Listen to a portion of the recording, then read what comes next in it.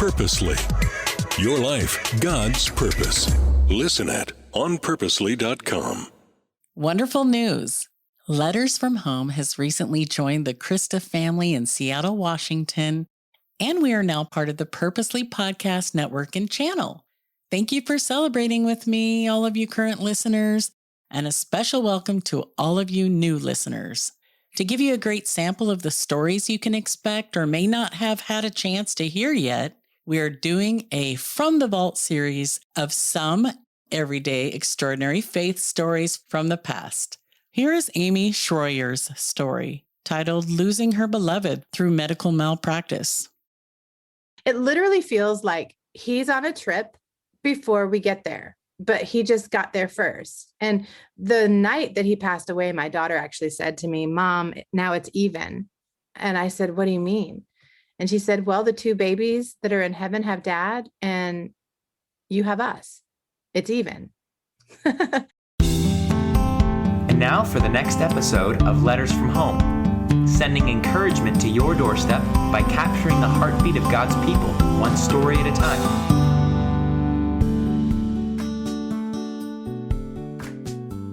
Hi, this is Meg. Loved for 100 years in 20. Not everyone gets to experience a love like this, but Ami did.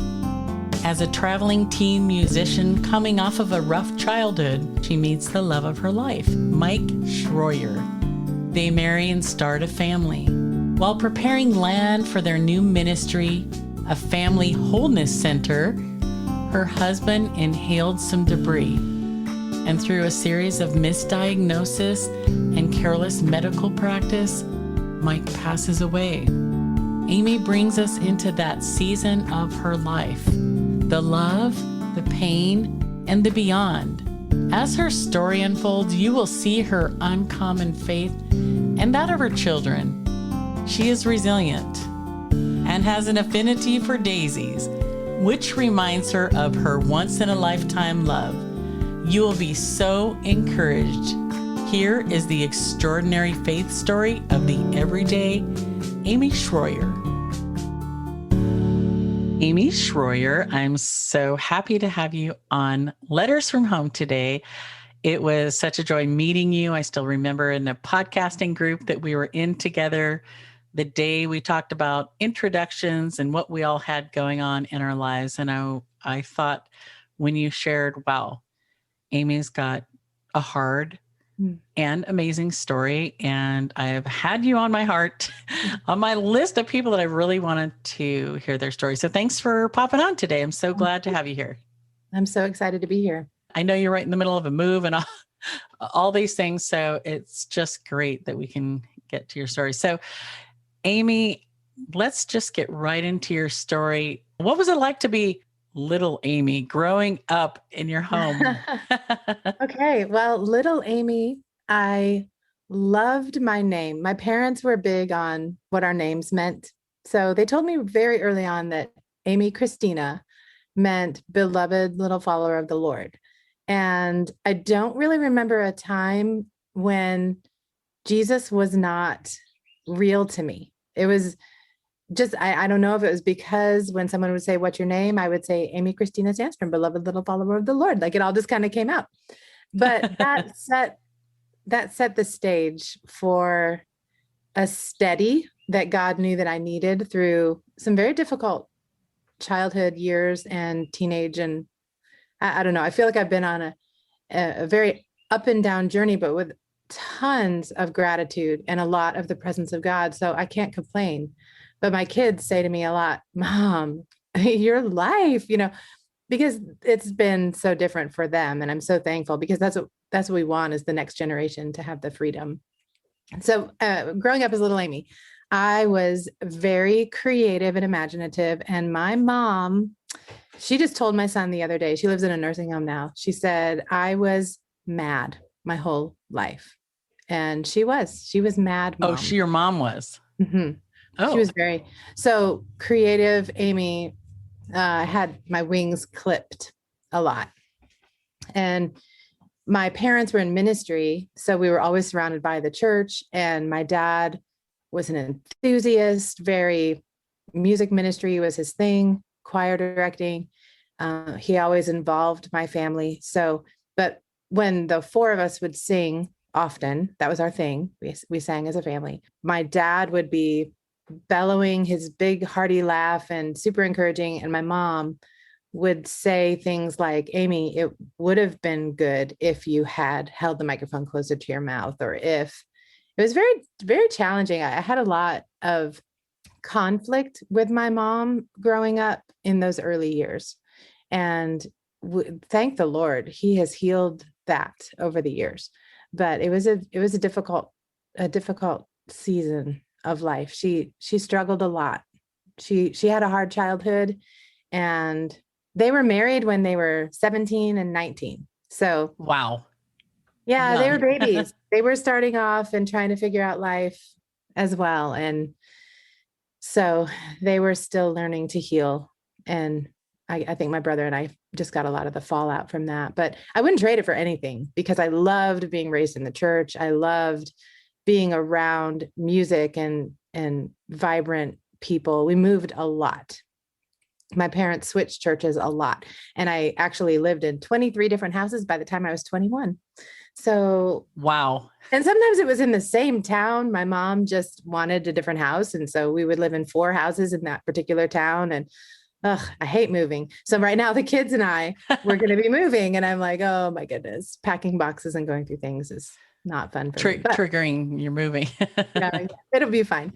But yeah, so we had a very unsteady growing up. And I had relatives in the South, in Texas and Arkansas, and they were solid. My brother and I would oftentimes be sent away for the entire summers because my parents needed to work on their marriage. We didn't know it at the time, but now as an adult, I know that that's what they were doing. And we had amazing great aunts and great uncles and a great granny and all these people who really, it was the village was raising us and surrounding us. And so I got a lot of deep conversation about Jesus and the Holy Spirit and walking with Christ and learning how to pray. When I was 8 years old, my great aunt, who her name was Janine, that's my daughter's middle name, she prayed with me at the side of the road and was explaining to me how the Holy Spirit gives us gifts. And I do believe that in that moment, he filled me with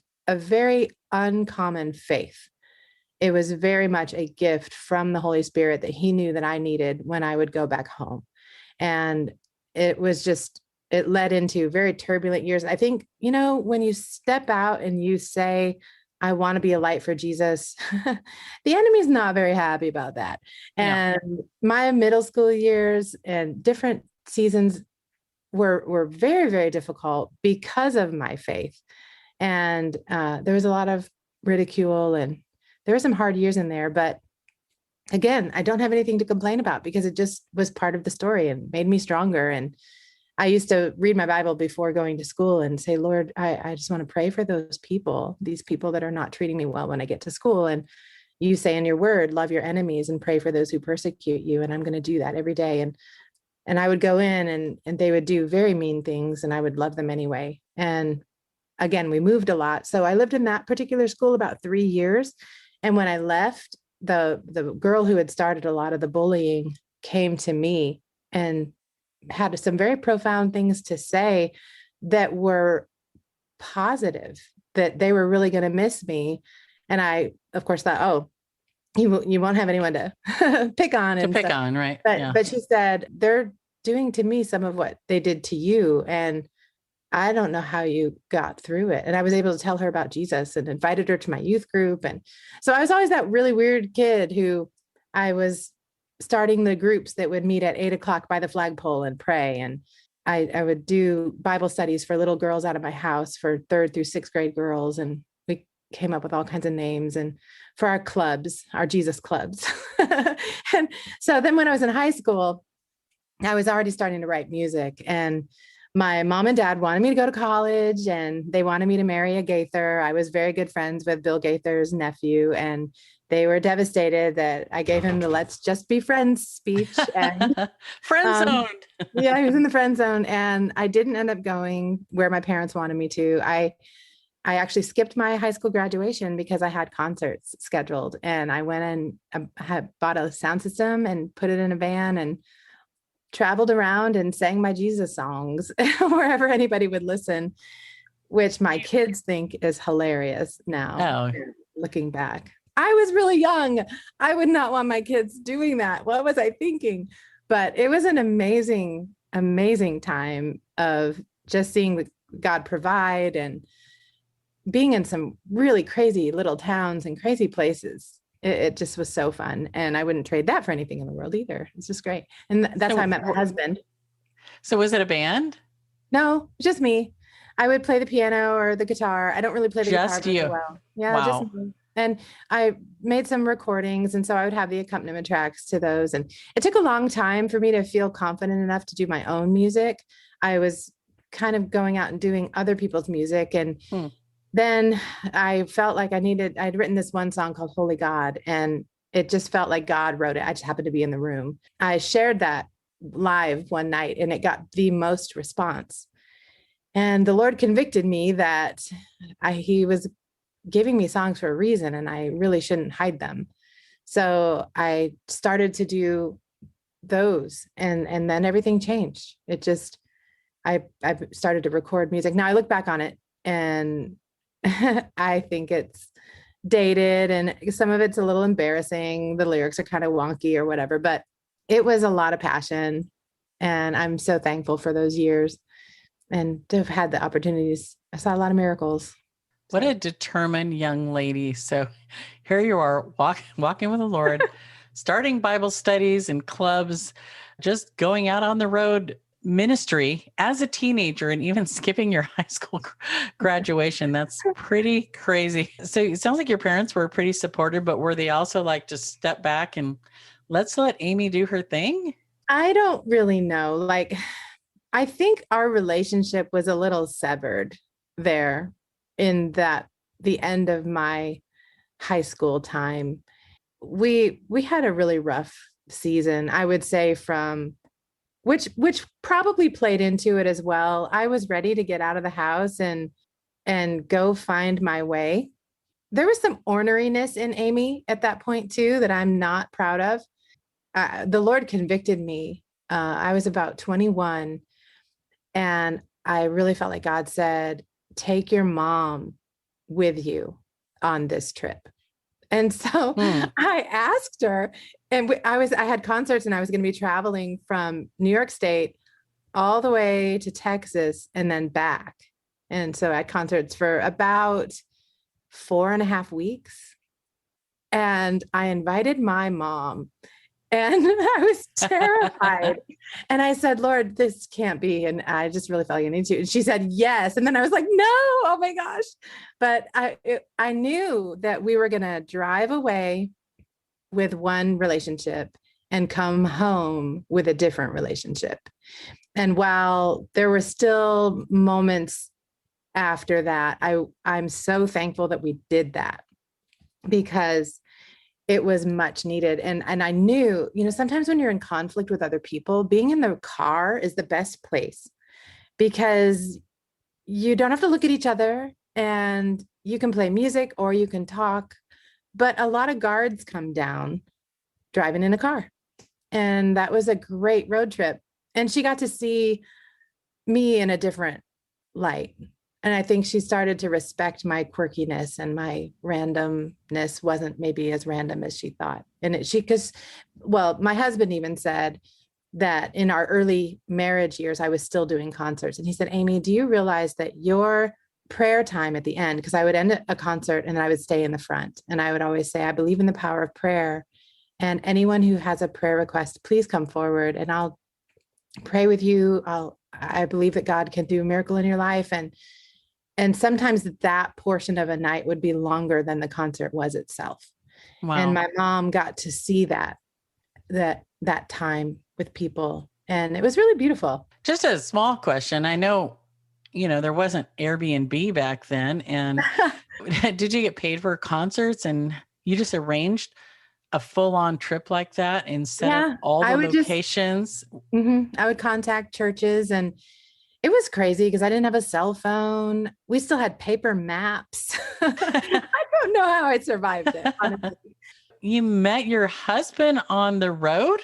I did. I was asked to come and lead worship for a youth camp event. And I got there, and he was one of the program directors at that youth camp. And it was an intense weekend because it was not a youth camp that I was used to. They had like a smoker's pit for kids, and it was really interesting. It was an extremely liberal place. I wasn't used to that with my Southern roots. I was there to sing my Jesus songs, and I didn't think they were going to like me at all. And so there was this tall, skinny guy, and everywhere he went, he had a whole entourage of teenagers wanting to be around him. And his countenance was so loving and gentle. And I just remember watching him and thinking, there's something cool about him. But we were so busy doing what we were doing in our separate zones that we didn't really meet until I was getting in my car to say goodbye. And he came to my car before I pulled away, and he said, thank you for coming, because he was the one who set it up. He wanted to make sure, because I had been up all night praying and talking with kids. He said, I want to make sure when you get home, because I had a few hours to drive, that you made it safely. Could you please call the camp and leave us a message, because I'll be praying for you. And at the end of our conversation, for some reason, we were talking about the new Stephen Curtis Chapman CD that was out. And he said, my life song is on that disc. And I said, well, what song is it? And he said, Miracle of Mercy. And I got in my car and I drove. The camp had this winding road that went all the way to the top of the hill before you went out on the highway. And when I got to the top of the hill, I stopped my car and I dug through my CDs, and I got that CD because I had to know, what in the world would this 23-year-old guy pick that for his life song for? And I listened on repeat to Miracle of Mercy for almost my entire ride home, thinking about him. And then they had me come back for another event. And then we really met. Then it was like, okay, you're pretty amazing. And so our entire relationship was that one event, and then a year passed. And then we met again at another event. And from that, it was about 2 weeks later, we had our first date, and we dated for 3.5 months, and he proposed. And then we were engaged for 4.5 weeks, and we were married. You just knew. We just knew. And in typical Amy fashion, our invitations were telephone calls. Hey, what you doing on November 23rd? You want to come to a wedding? And it was crazy. Our entire ceremony cost under $1,000, and it was the most fun. We got married in a retirement home that had it was like a nursing home retirement place, but they had just built a new chapel. There was this beautiful little chapel. We were like, well, it's not being used. Well, let's get married there. And so there was this loft area, and these old people were up at the top, like spectating over this young couple that was there to get married that day. They were so excited. And it was so funny. It was so fun. Just bonus people at the wedding. So tell me about early marriage. What was it like? It was just so much fun. We unplugged. It was like our first year was, hi, nice to meet you. I want to know everything about you, and everything I'm learning, I love you even more. And the other way around. Like it was an awesome first year. And that set the stage for everything. So glad you had a great first year. That's kind of unusual. Usually you hear people coming back saying, oh, I'm with the same person all the time, or the physical part wasn't as cool as I thought, or stuff like that, right? Yeah. Well, in my later high school years, I had dated some people that were not healthy for me at all. And so the enormous contrast with Michael and how much he cared for every detail of me as a person and treasured me, I needed that so badly. I used to tell people all the time, because he was also, his background was in psychology, and he was becoming a counselor and doing counseling. I tell people all the time, God knew I needed a therapist. And so those first couple of years, there was a lot of healing that took place, because he had such an easy breezy life up to that point. And so he kind of lived struggles vicariously through his now wife that he got to hear, because I was carrying at the tail end of some eating disorders. And so I was like this Jesus loving girl who was very strong personality, but I had a lot of inner turmoil and a lot of residue that I just had to heal and work through too. So I definitely was not anything perfect of any way, shape, or form, Yeah. There's so much life that happens. And what's your doggy's name? My dog is Ellie Mae, and I'm so sorry. She gets jealous when I'm talking to people on the computer, and she's over by the window. I might Well, actually Ellie Mae, you are her. on the podcast. So we just wanted to introduce you. And so that when people hear her happy little noises, they'll know it's Ellie Mae. So Yes.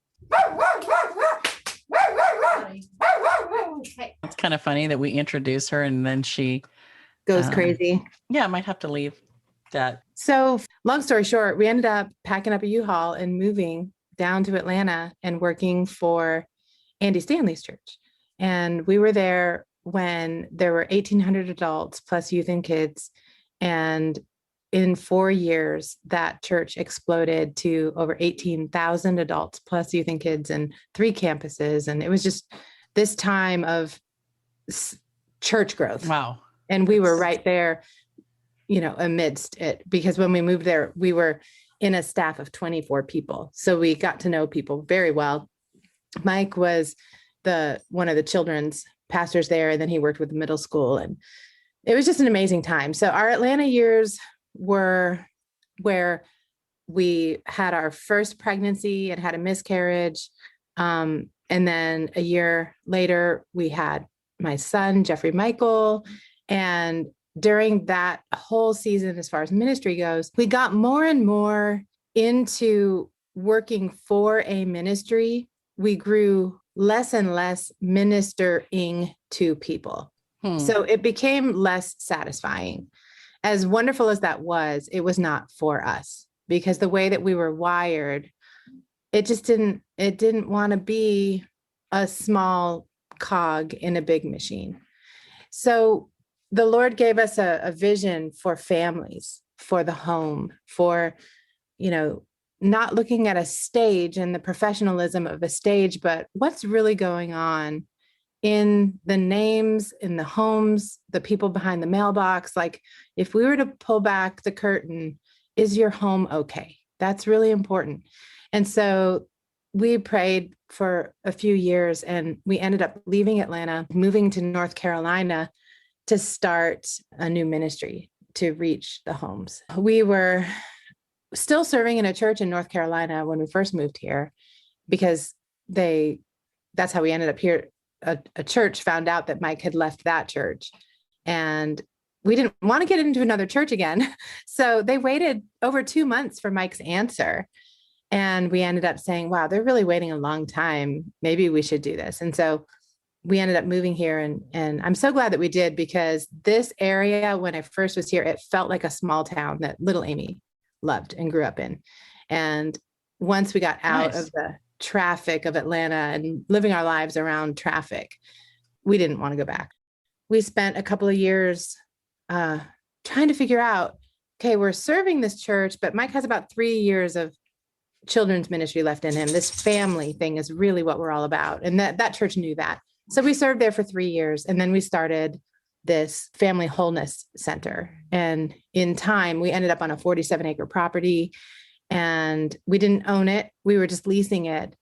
By this time, we had Sadie. Now she's 3.5 when we moved onto that property. This was supposed to be like, if you see how God rescues you from different things. And I spent a lot of time in almost ministry moments, like a ghostwriter for a children's ministry. I mean, I can't tell you how many companies out there Mike and I wrote curriculum for. We were always part of something, but this was the thing, this family, home to home, this was it. It was exhilarating. It was awesome. You would think that God would have the story go longer than 4 years.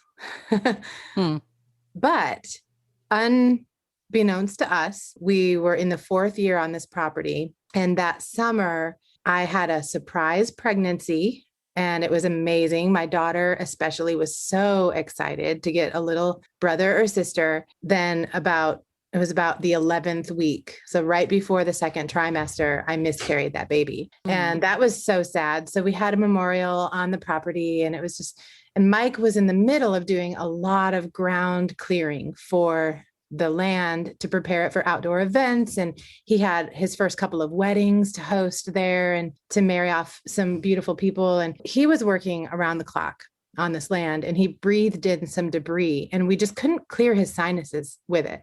And it got really bad. So we ended up in an urgent care. And instead of listening to him show here, I'm pointing here and here, and I can feel something lodged.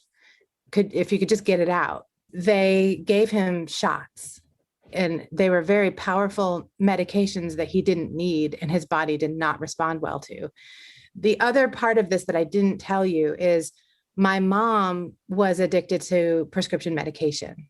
And so that was a lot of her troubles. And so because remember, I told you that I would spend those summers with other relatives. And some of those relatives taught me to seek holistic ways of life and taught me about nutrition and put me on a search. So I think maybe my eating disorder got a little bit off kilter with that, but I so badly did not want to end up in the spin cycle that my mom was in. Right. So our entire marriage, we did not even have like an ibuprofen in our house. We did everything with herbs and essential oils and nutrition. And so to be in this situation where we're in an urgent care and he can't breathe and they gave him shots in his legs, he had not had medication since he was 9 and his body did not do well. Well, then because the debris wasn't getting addressed, it was a few weeks. And in that time frame, we kept having to go back. We went back to the urgent care. We went to a different hospital. We went to an emergency room 3 times. No one was helping us get that dislodged. And instead the MO, is here's a checklist. You tried this drug, then this drug, then this drug, then this drug. And they were using the medications to try to diagnose the situation. And his body was spiraling out. So we were so excited. We had just announced to all of our ministry families that in a couple of weeks, we were signing finally the papers to the ministry would now own that property. And then instead, Mike was gone in 2 weeks. So he died. And it was 11 days in the hospital. And that whole time, I felt like there was a lot going on. That spiritually, there was a lot going on, but the whole medical versus non-medical, what the body needs, the human body, there was a lot happening. And it was like a big locomotive got rolling and there was no way to stop it. And in the last, talking all about his hospital time would be a whole nother book or podcast for sure. But I remember sitting there in an empty room with a body that they had worked on in coding for 20 minutes. And then they called his time of death 5/11.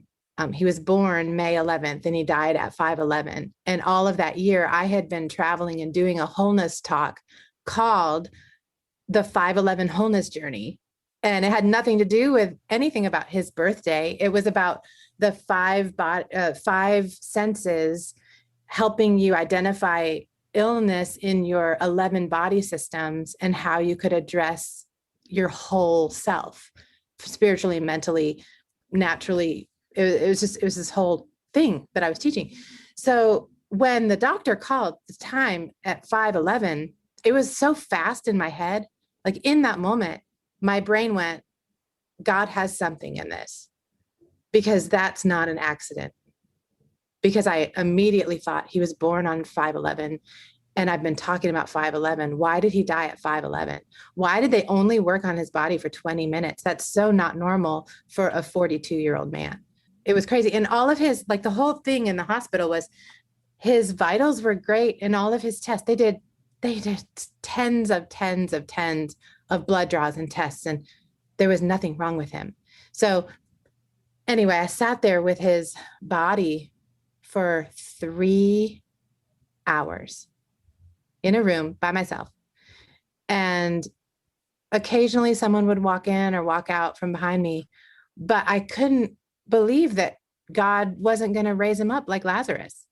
Like I literally felt like little Amy, who believed in the power of prayer. And I just was waiting for him to come back to life. It was the weirdest. It didn't feel like 3 hours. It was more than 3 hours. It felt like 15 minutes. This is going to sound morbid, but his body was going hard and cold and changing color. And it's not like it is in the movie. And in that moment, I knew I had to tell myself, God's going to do something different here. He's not coming back. And I mean, I didn't know I could make the sounds that came out of me when my girlfriend, Jen Thoman, was wheeling me out of that hospital in a wheelchair because I couldn't walk. Like I was loud. I had just noises and sobs that I didn't know were in me. And I went back to the ministry property. Now, I had not left his side. I'd been in that hospital for 11 days straight. Were the kids able to visit your husband in the hospital and get to see him and talk with them or prepare for that day at all? Well, none of us knew he was going to die. It was a shock to everyone, even the medical people. Like no one expected it. The day before, he had had a really great day because the doctor who was now over his care in the medical ICU, she finally saw that there were 2 pockets of debris or something that was lodged in it, was causing him to not be able to breathe. Now, by this point, they were surrounded with a hardened mucus, but a nurse got those out with a very simple deep suction. Wow. And his entire body filled with oxygen. The tips of his toes got pink and warm. I thought, this is it. They finally got that out. Yay. Now we got to deal with all this medication mess that he's in, but we can handle that. It'll be great, because he had been saying over and over to the people caring for him, where is the oxygen? Where's the nutrition? I've got nothing. I want to help you, help me. And I've got nothing. He went from 214 pounds to a death weight of 164. Wow. The mortician said that he was the most dehydrated body of any body he had worked on in 43 years. And that man's very first day as a mortician was Mike's actual birthday, May 11th, 1972. Like there were so many details that were intricate like that just would stop me in my tracks. And it was like the Lord was whispering, this is awful, but I'm in this. And I'm going to show you the most bizarre details to constantly remind you not to be afraid and not to question my sovereignty in your life.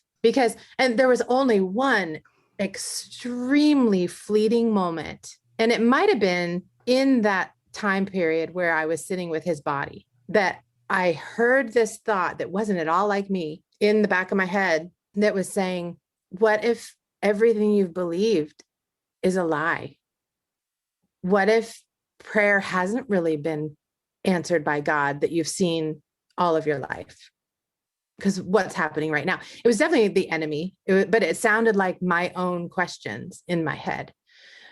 But I immediately stopped that. There was something inside of me that would not allow myself to go there because I knew that was a lie.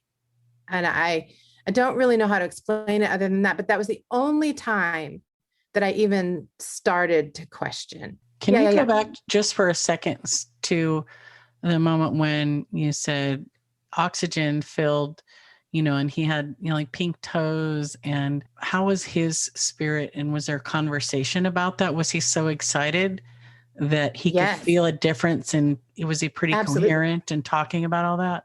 Yes. And here's what was happening.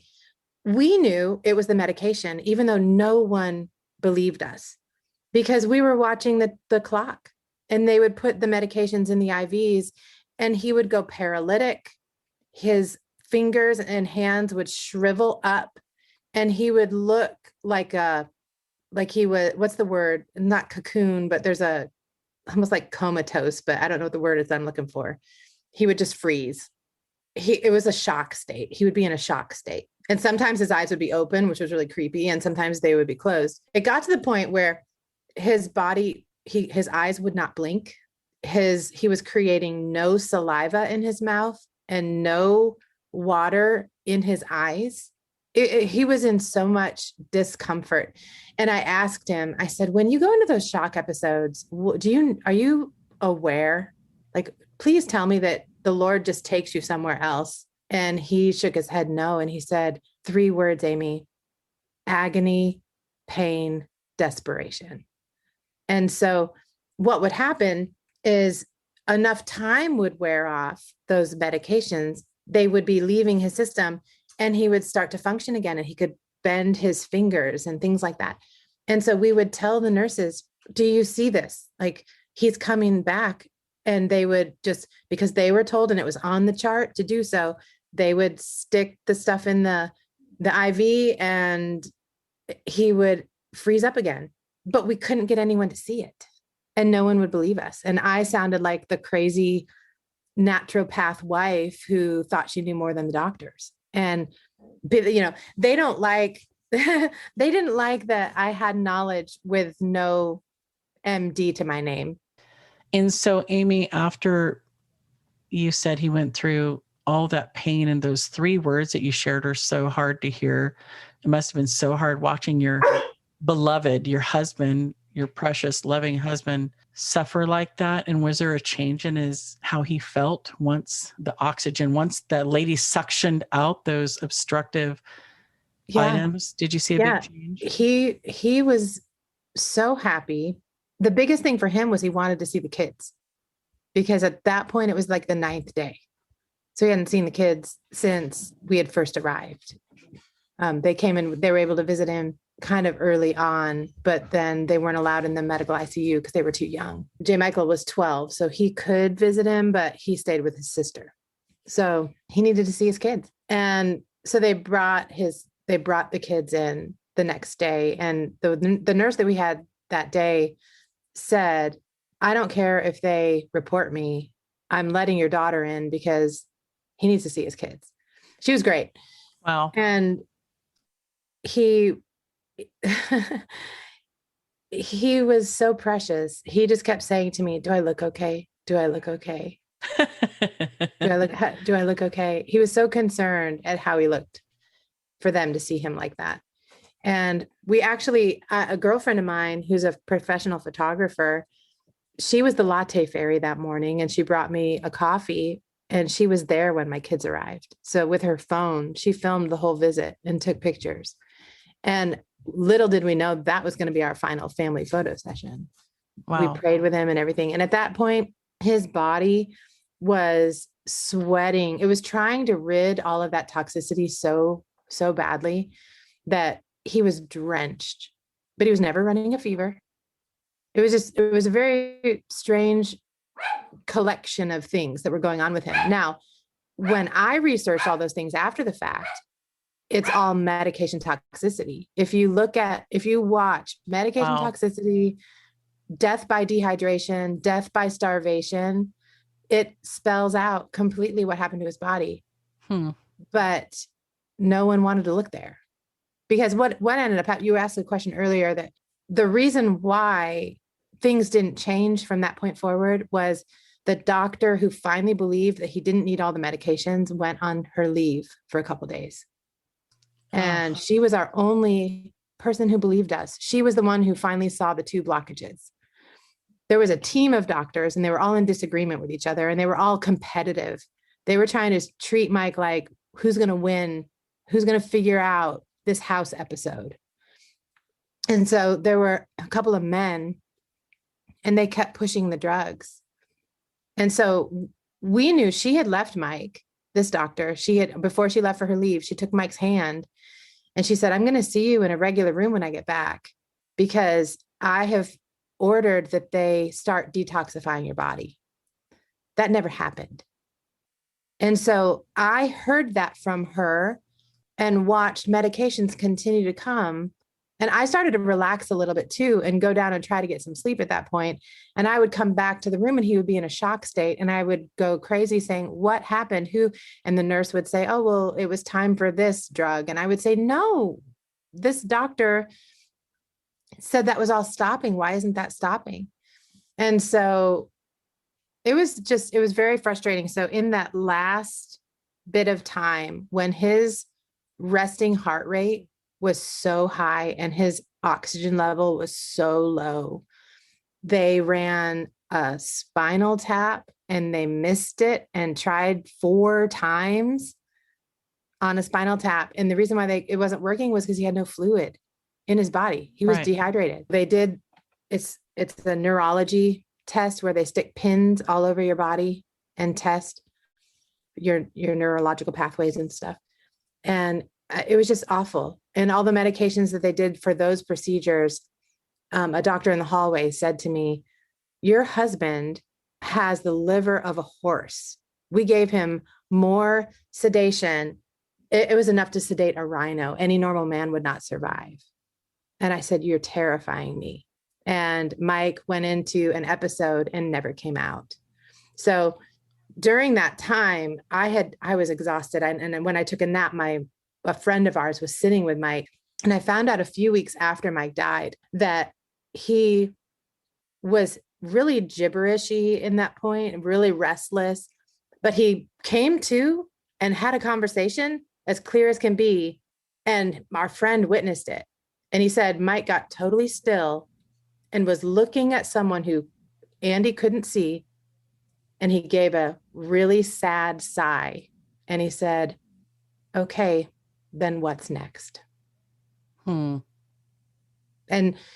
those were really Mike's last words, because he wasn't, well, other than to me, when I came back in, his heart rate had been over 160 or 170 for an hour and a half.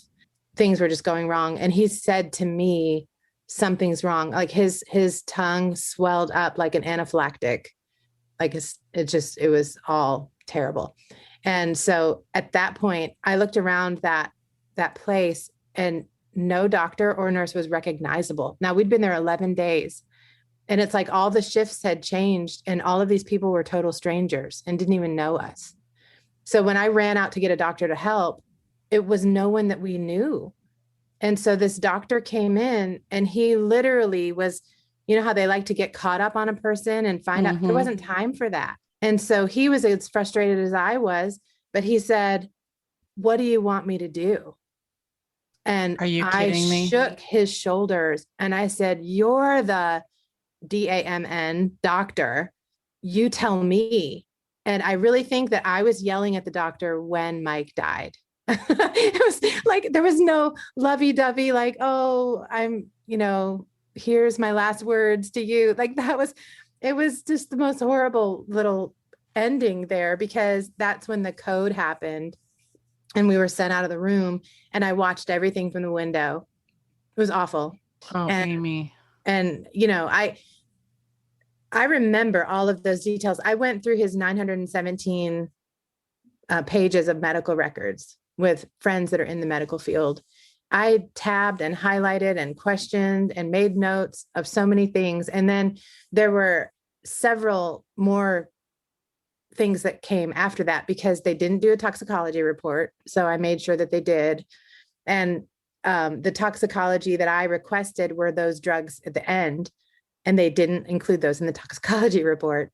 So I ended up in meetings in person with the vice president and the president and the CMO. I mean, the big dogs of that hospital gave me 3 meetings, and they were spread out so long in my having to wait. And the statute of limitations is 2 years in North Carolina. And my last meeting, where they were supposed to tell me what they had gotten from second opinions from other hospitals all around, they supposedly had sent Mike stuff to for confirmation of what they thought, because they kept telling me he had cancer, but his autopsy report showed no cancer cells, no infection, no bacteria, no fungus, no autoimmune diseases. Like he was the mortician. I talked to the pathologist myself who did the autopsy. And he said, I couldn't believe how clean your husband's organs were. you know, so Wow. it was really astonishing. And I know we'll get back to that. It'd be good to hear where that all goes. But what was it like when you came home to the kids? Because it was so unexpected and they had just got to see him and he was looking better. So how did it go when you got home? Were you able to go home that day? Oh yeah. I went home right passed? away and my entire body was shaking. I couldn't stop. I mean, like shaking hard. I couldn't control myself. It was crazy. So I got home and my kids were spending the night with friends. So they weren't there when I walked in. So I got in the corner. We had a big sectional in our family connection room. And I got in the corner of that. And I had been there for 11 days. So I changed my clothes really quickly. And I put on one of Mike's Superman shirts and just curled up in a big Superman blanket that somebody brought to the hospital. Because a lot of people equated Mike with Superman because that's just how he lived his life. And so I'm, in the Superman blanket and the Superman shirt curled up in the corner of the couch. And when the kids walked in, I couldn't get up.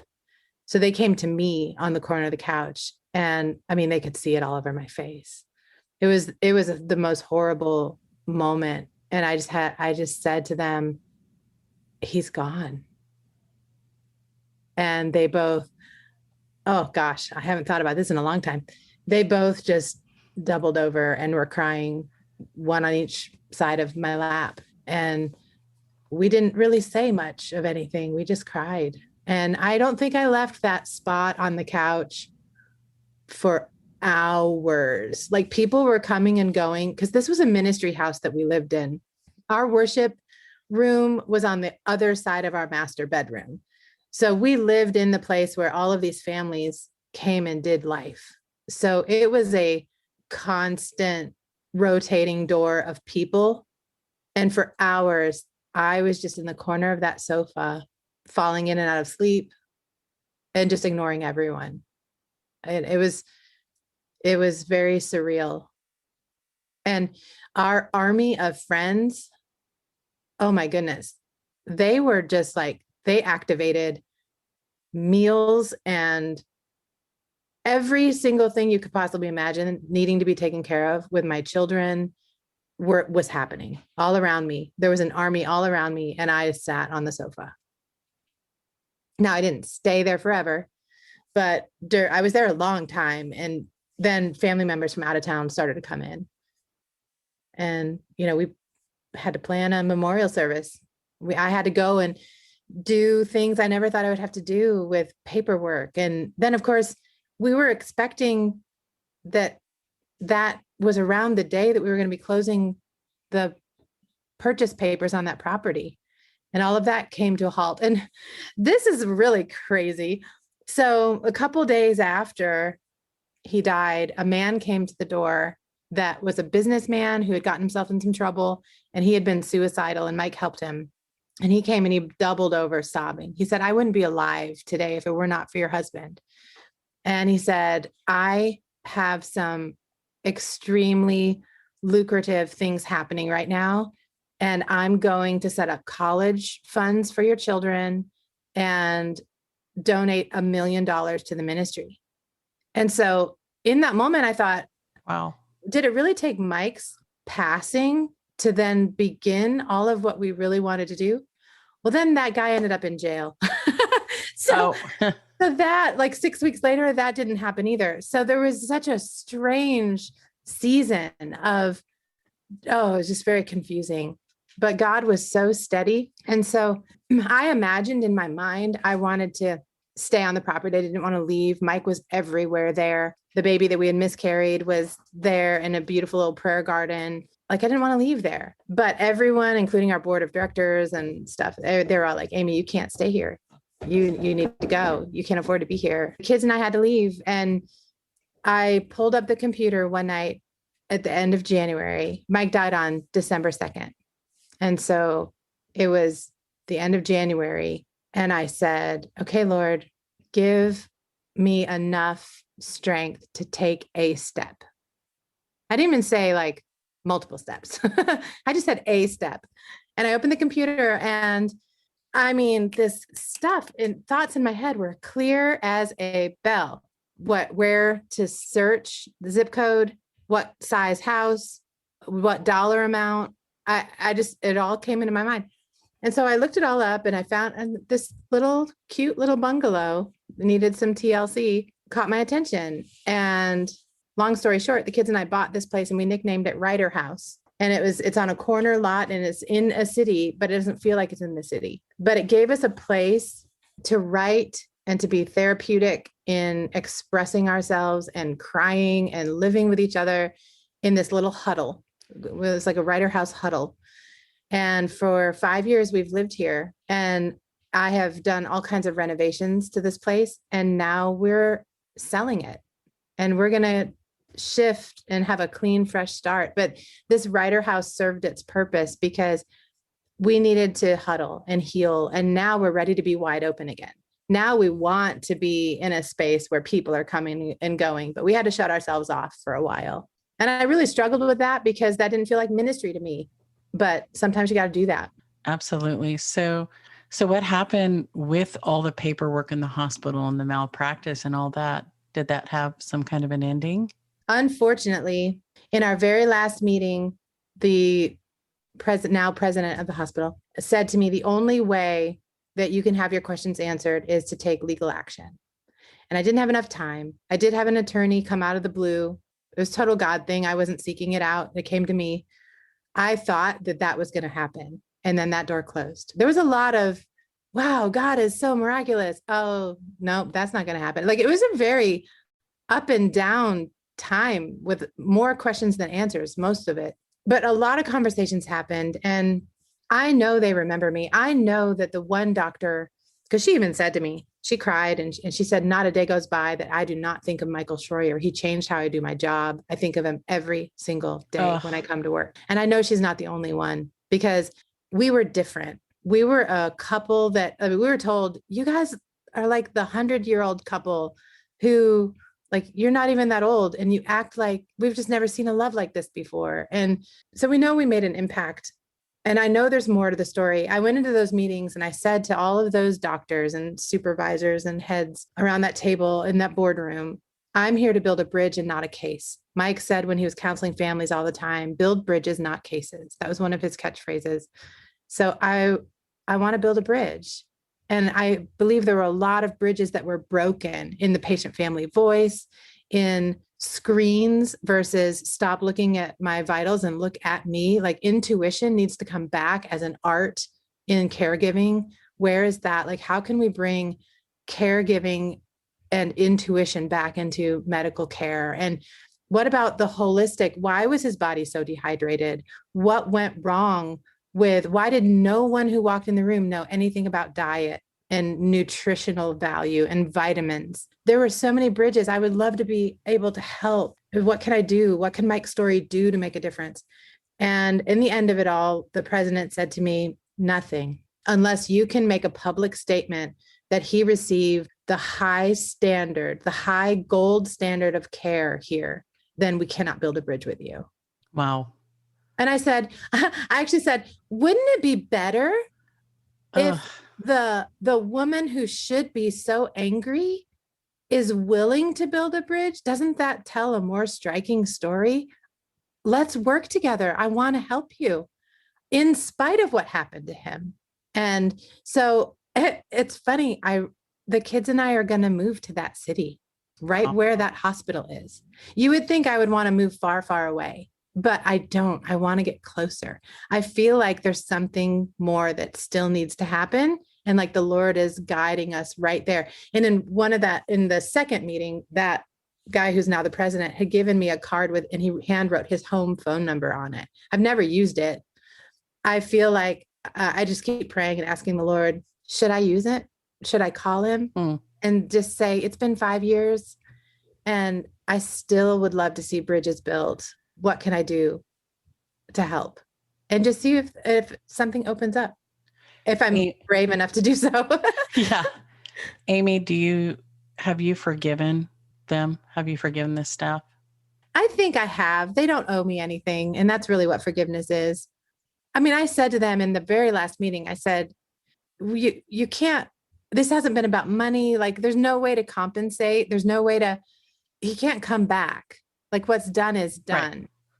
And so I actually said to all of those men, this is the very last thing I said in the last meeting. I said, when my husband would come home from jobs in ministry, which is nothing exactly like what you do, but he would come home to his wife and say, if this, then my job could be better. Or, oh man, I really want to help people, but this. And he was a champion. He would champion for people. And a champion died here. And I know that if he were to say anything to you guys, first of all, he would honor you for the work that you've done to sit in the seats that you sit in, because that is nothing to take mildly. Like, you've worked really hard to get where you are. But then you know what he would do? He would give you a champion talk, and he would say, those things that you take home from work that bug you, that keep you up at night, that, oh, if only we could do this differently in this medical field or in this system that we're in, champion for those things. Learn from this, whatever it can help you with, and be the champion. And I said, that's what Mike would say to you. Wow. I love that, Amy. So yours and Mike's desire as a couple and as a home, and really one of the great themes of your lives and marriage was home from the inside out. So how did Mike's passing affect your ministry? And what does that look like today? I hit the pause button hard and just put any ministry thoughts into little blog posts, or not even blog posts, more social media posts, Instagram posts and thoughts, or random Facebook posts. I just started a podcast last year, and it doesn't have very many episodes yet, but Mike's voice is still part of what we do. And so when I started the podcast, my first episode, I wanted him to be the so-called guest, have his voice in there. And I kind of don't want it to leave. Like, I would like to go in that direction for a while. And I don't know if it's something that I need to do I always want purpose, not closure. You can't close off a love like this. We're not meant to. We need to continue to live wide open with purpose. I want wide open purpose is what I want. Yes. So I'm looking for ways to we have 8 years of family curriculum, yearly themes, family challenges, children's curriculum, children's storybooks, all these things that we've written together that are just sitting inside the computer. He wrote a piece called Name on the Front of the Building, and it's to address people in ministry who have chosen to protect the name of the organization over the names of the people that they serve. And people who've walked away from the church hurt to realize it was not God who hurt you. It was the system and the people within the system, whether they meant to or not. So come back and make things right with the Lord, because he loves you. So I need to finish that book. And then out of that, I would love to have a voice for strong homes. We live in a culture and a climate right now where the home is so weak. And a lot of people have been quarantined away from church gatherings. And now they don't know if it's worth it to go back, or what that's even going to look like in this new season. What is church? What are gatherings? What are we going to do? Yeah. And so to have all this information and stuff that can help people inside their home, around their table, with wide open conversations about the God who loves them, and to celebrate him and each other, and to connect with him and to each other. I would love to help families with that. And it's all there. I just need to figure out a strategy, I guess, or just start. I don't know. And Amy, just from talking to you, I can tell your kids seem amazing. Like, they're one with you in heart, and that you have a good I'm sure they're kids and they probably struggle with too much internet or all the things kids struggle with. But how have you seen their journey, and how have you helped them in their journey with missing their dad? We talk about him all the time. One of the things that they were naturally worried about was that they would lose their memories of him, and that he would seem more and more distant. Because Sadie was 8 and J. Michael was 12. And so we talk about him all the time and do things in his honor. Things, we go to restaurants that we would have gone to when we all celebrated as a family. We go and we celebrate as a family. I also have some recordings of Mike. And so for a while, we would put a little speaker in the middle of our living room, and our 3 bedrooms are around that room. And we would play those messages, and I would just have the whole playlist on repeat. So we would fall asleep listening to Mike's voice, and we would wake up still listening to Mike's voice. That was helpful. We also are all very creative. I kind of feel bad that I'm passing along all of my bad habits to them, like procrastination and flightiness, because Mike was the one who brought structure to our home and did so very well. And so I know there's a lot of things we would be better at if Mike were here to balance us, but he's not. And so we're finding our way, but we find it together. We have conversations, we keep it open, and we talk in the car. And I'm quick to say that I'm so sorry that he's not here. And what can I do to help? Like, one of Mike's phrases all the time was, what can I do to help? Well, and that goes a long way. If someone's having a bad day, instead of trying to figure it out or tell someone what to do, just say, how can I help? And it opens them up to express. So we've had a lot of expressing together. I don't know that we've done it right, or if there is a right way. I do encourage them, if they want to go to counseling. I think that there are things that they probably need to work through aside from me, but I want to find just the right person for that, because the Lord has already done such great work in them. I don't want to undo some of the things that the Lord has already done so well. One of my favorite books was by Elizabeth Elliot. I didn't read very many grief books because I didn't think a formula is accurate, because all of those stages, they can happen all at the same time or completely out of order. And so Elizabeth Elliot, she and her husband were in ministry together, and she lost the love of her life. And I knew I would relate to her. And she wrote a beautiful book called Path of Suffering. And she was so positive and hopeful. And I really resonated with that. And one of the things that she said was for her, the 5 stages of grief didn't work right. She said, I never fell into where it was or could figure it out. But what I knew was that I had the power of the Holy Spirit and the resurrection power of God getting me up every day. Wow. And it was such a beautiful, she always kept the cross in front of her. And if Jesus knew suffering to an extent that he's never going to ask us to take on the sin of the world, we're never going to have to suffer that much. If you put our own suffering in that light, there's so much to be thankful for. And so talking with the kids about Jesus and about the cross and about what his sacrifice has done and about how to walk in resurrection life, that's really beautiful, and it helps a ton. And so they've both been very, very strong in their faith. And Mike was very good at instilling an eternal perspective to them. So it literally feels like he's on a trip before we get there, but he just got there first. And the night that he passed away, my daughter actually said to me, Mom, now it's even. And I said, what do you mean? And she said, well, the 2 babies that are in heaven have dad, and you have us. It's even. And my son said, maybe a week or 2 after it all happened, he said, Mom, I've been thinking, and I could be really angry with God that I'm 12 and Sadie's 8 and that this would happen. But I got to thinking, if this were going to happen someday anyway, I would rather that it happen when I'm 12 and Sadie's 8, because if it were later in life, you would be all alone. And right now you have us. Okay. Like you're just like, okay, I'm blessed in the midst of all of this. Whew. Yeah. Amy, you've been through so much, and at the same time, what a blessed woman you are. Is there a verse that means a lot to you and that meant a lot to you and Mike and the family, or a verse that means a lot to you and the kids?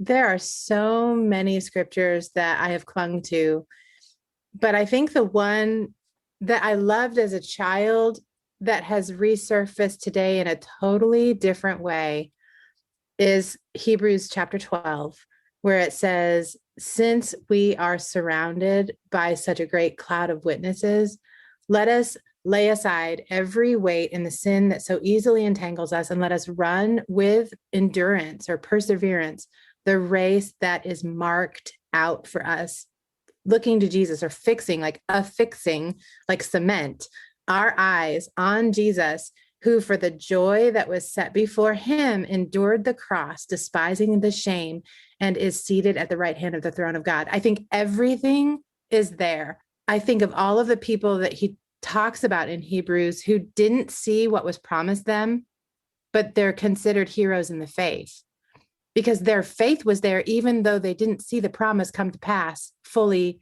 in their own lifetime. With Mike, he didn't see what he thought was going to happen through his life happen. And he's in that great cloud of witnesses.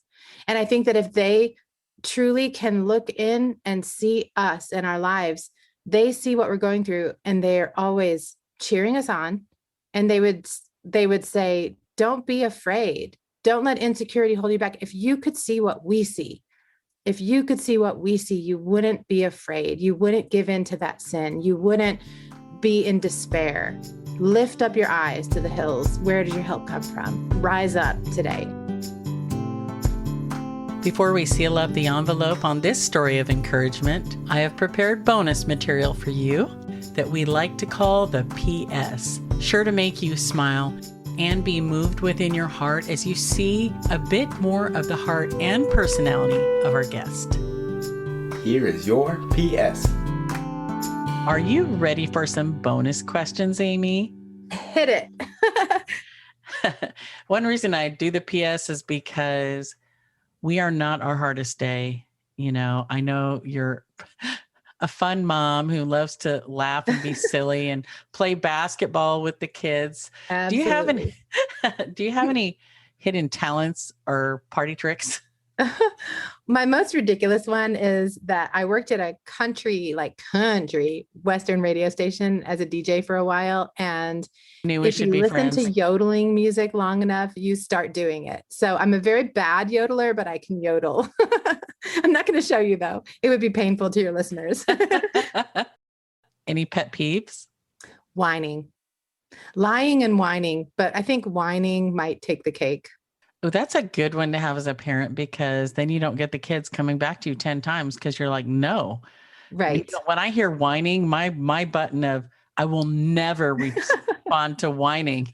You get Absolutely nothing. Not. We used to always say, leave the room and come back when you find your happy heart and your teachable spirit.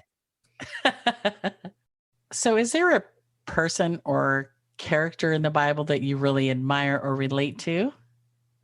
Well, sometimes I feel like I've got the strength of belief that Elijah had when he called the fire from heaven to soak up all the water and everything. But then he hid in a cave, and I do that too. I'll hide in a cave right after I see God do a miracle. I'm like, I'm so afraid of tomorrow. And I don't know why I do that, but I'm glad to know that Elijah did, because he's super amazing. And sometimes we need to know that really amazing, faithful people hide in caves too. Absolutely. And it's amazing the stories that God has put in the scriptures of all the things. Like we need to hear about all the failures, all the quirks, all the things. Because it shows the goodness of God. You know, onto more serious thoughts. You shared how your church came around you after Mike passed and how helpful they were with meals. So for our listeners, for maybe have someone who passed away, what is not helpful? What was not helpful for you through your healing process?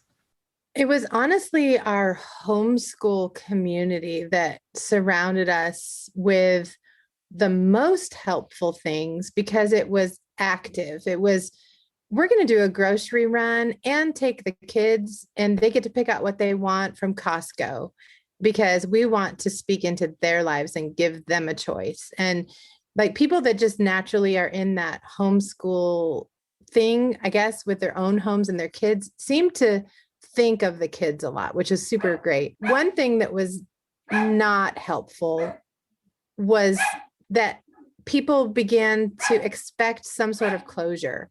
Like, why are you posting about Mike again? It's been a year, or So that you can feel that impatience sometimes when people expect you to seek out closure. In the first year, you're hitting all of your firsts with milestones.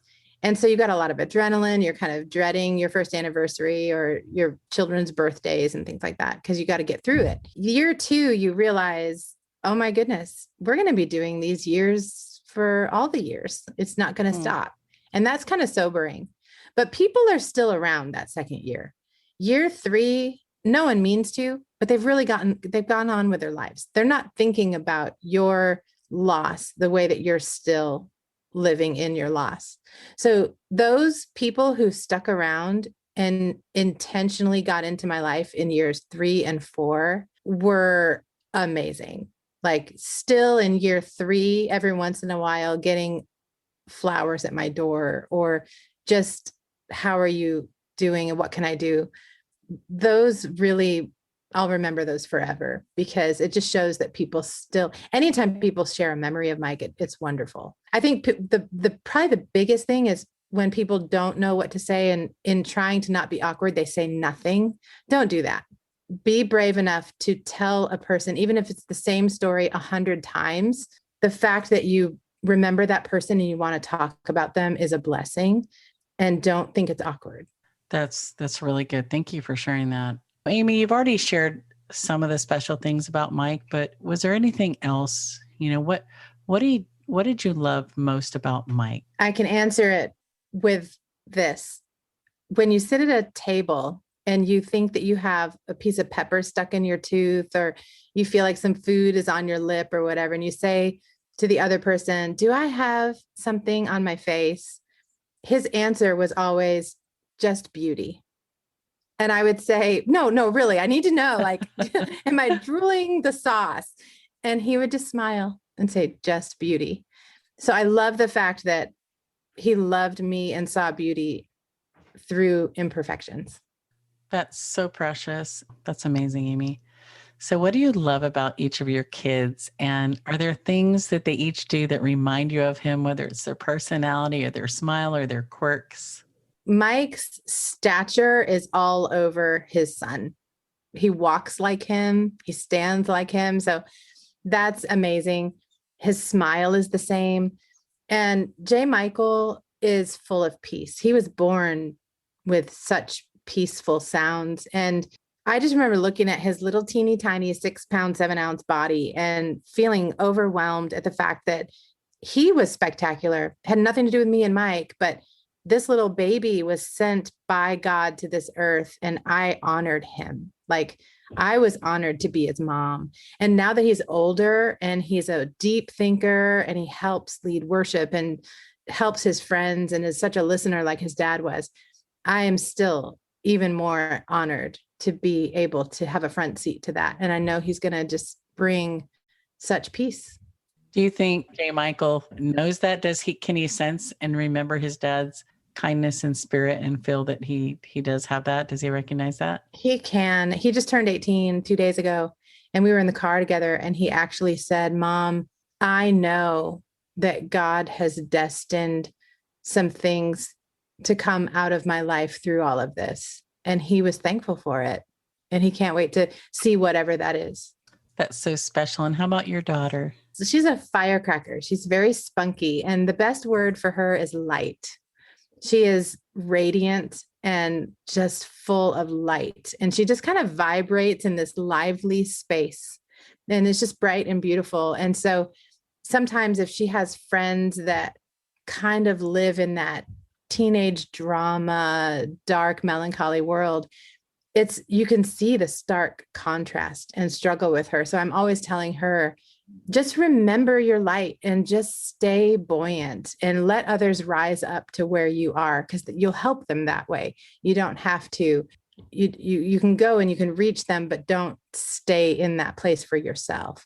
And she does a really amazing job just encouraging others and being spunky and lively. She's me without the clipped wings. I want her to spread her wings as far and wide as she possibly can. Oh, that's so great. A mother's heart. Mhm. This is our last question. What would you say is the great message and theme of your life? This is going to sound strange, but Jesus. I know Jesus was with me as a little girl in a sometimes very scary home. I know that Jesus was with me through those teenage years, and it was by relying on him that I grew through that. And I know that there's nothing that I want more than to help others see the presence of God in their own lives, and that comes through Jesus. And so I know he's in my past. I know he's presently helping and with us, and he is our future. If there's anything that I would want to be known for, it's Jesus. And I know that sounds very Christianese, but I don't mean it that way. I mean it very deeply and personally. When I was a little girl, I would close my eyes at night, and it's like I could see his face. And I don't ever want to lose that. I trust you are encouraged by Amy's story as much as I am. Yes, she went through some very difficult things. It's so hard to hear some of the things that she shared. But just when you hear the faith and the words of her children, how very precious. People all around us are going through very difficult things. And I so appreciated what she shared about how to come alongside someone who has lost a spouse. Amy is doing amazing things today, and I am praying for us all. No matter what really difficult situations that we are going through, we would find that same strength that Amy has found to rise up and go forward. To close out this episode, I have a very special audio clip for you. It is a clip of Ami Shroyer, with permission taken from Amy's podcast, Journey Through Fields of Daisies. And it is the episode that was June 22nd, 2020, Be and Become, a conversation with Michael Shroyer. Be and become, from Michael Shroyer's heart to yours.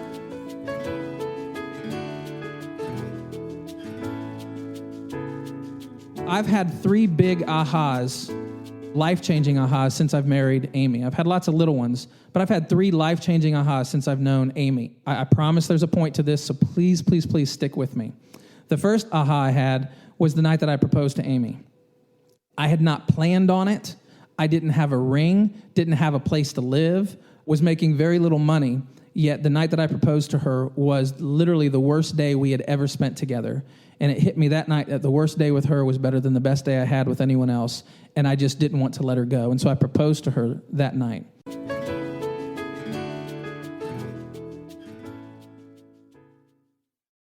Links from our guests will be in the show notes. For more everyday extraordinary faith stories, go to our website, lettersfromhomepodcast.com, and click subscribe or follow on whatever platform you're listening to. 2 Corinthians 3:3. And you show that you are a letter from Christ, delivered by us, written not with ink, but with the Spirit of the living God, not on tablets of stone, but on tablets of human hearts. Until next time, go in peace.